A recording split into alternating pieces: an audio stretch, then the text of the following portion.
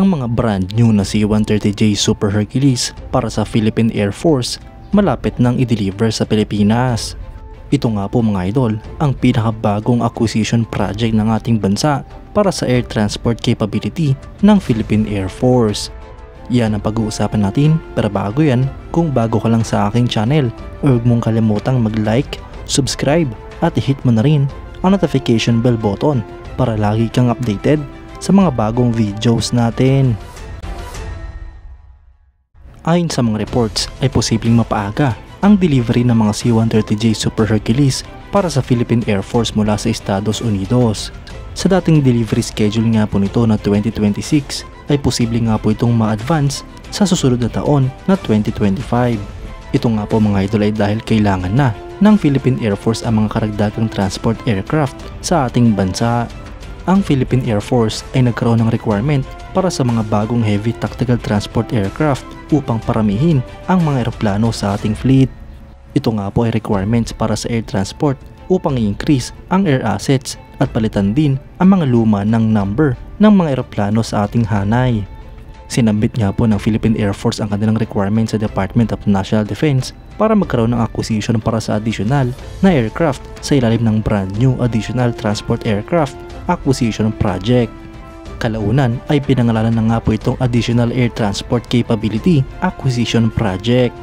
Ang end user ng proyektong ito mga idol ay ang 228th Airlift Wing ng Philippine Air Force kung saan tatanggap sila ng 3 units ng mga C-130J Super Hercules. Idagdag pa dito ang Integrated Logistics Support Package. Base nga po sa original na plano ay 5 units dapat ang bibili ng ating bansa, ngunit dahil kulang ang pondo ng Philippine Air Force ay nabawasan ito at naging 3 units na lamang.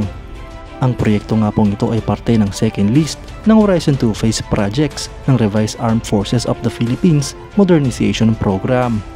Ito nga po ay may pondo na 22.2 billion pesos na dating 37 billion pesos. Ang acquisition mode dito mga idol ay US Direct Commercial Sale Procurement, habang babayaran naman ito via Multi-Year Contractual Authority for unspecified number of years gamit ang General Appropriations Act. Ang SARO mga idol o Special Allotment Release Order ay nilabas noong June 10, 2022 na nagkahalaga ng 3.5 billion pesos para sa 15% initial payment. Ang ikalawang SARO naman ay nilabas noong December 10, 2023 na nagkakalaga naman ng mahigit sa 3.3 billion pesos para sa isa pang 15% ng kontrata. Ang ikatlong SARO naman ay nilabas noong March 26, 2024 na nagkakalaga naman ng mahigit sa 5 billion pesos para sa 22.6% ng kontrata. Ang winning proponent sa proyekto mga idol ay ang Lockheed Martin ng Estados Unidos kung saan magdi-deliver sila ng 3 units ng mga C-130J-30 Super Hercules. Kasama nga rin po dito ang Integrated Logistics Support Package. Ngayon nga po mga idol na posibleng mapabilis ang delivery ng 3 bagong eroplano para sa Philippine Air Force ay siguradong malaking tulong nga po ito para sa ating bansa dahil dadami na naman ang mga air transport aircraft ng Pilipinas. Ito nga po mga idol ay produkto ng modernization program na dapat dati pa ginawa ng AFP. Alam naman nga po natin na karamihan sa mga air assets ng Philippine Air Force ay mga segunda mano o pinaglumaan na. Kaya't dapat nga po napalitan na mga ito na mga bago at mas advanced kung ikukumpara sa kasalukuyang ginagamit ng Pilipinas. Nakakalungkot lamang mga idol dahil nabawasan ang dapat sanay 5 units na mga bagong eroplano para sa Philippine Air Force. Ngunit ayon naman nga po sa ilang mambabatas ay pinaplano nila na gumawa ng batas upang makapag-acquire ng mas maraming air transport aircraft ang ating bansa. Malaking bagay nga po ito mga idol, lalo pat kulang na kulang sa mga ganitong klaseng asset ang Pilipinas. Marami pa nga pong acquisition project ang ating aabangan hindi lang sa Philippine Air Force kundi sa buong AFP. Andyan na nga po ang Multi-Role Fighter Aircraft Acquisition Project, ang Submarine Acquisition Project at marami pang iba.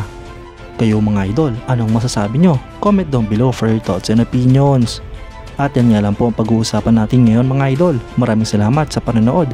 Huwag nyo rin kalimutang mag-like at subscribe bilang suporta sa ating channel. Mabuhay kayo mga idol!